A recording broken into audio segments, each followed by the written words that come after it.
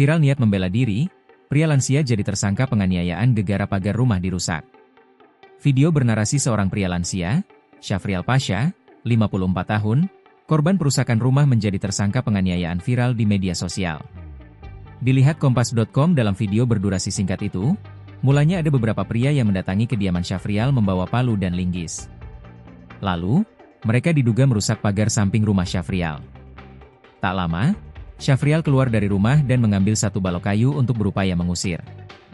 Syafrial sempat memukul pagarnya pakai kayu itu untuk menakuti, namun sebagian kayunya patah.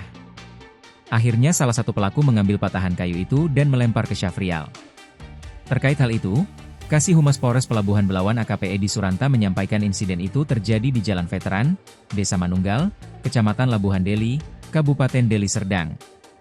Itu murni kasus penganiayaan, kata Edi dalam keterangan resmi yang diterima kompas.com melalui saluran telepon pada Jumat, 6 Februari 2026. Ia menerangkan bahwa latar belakang kasus tersebut merupakan konflik antar keluarga, yakni Syafrial, abang, dengan Idran Ismi, adik, yang mempersoalkan lahan.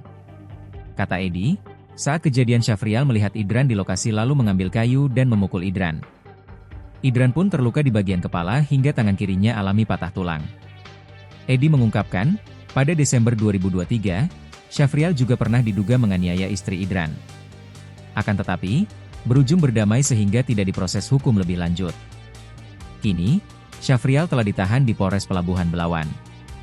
Ia disangkakan pasal 351 ayat 2 KUHP JO pasal 466 Undang-Undang Nomor 1 Tahun 2023 tentang KUHP dengan ancaman hukuman 5 tahun penjara.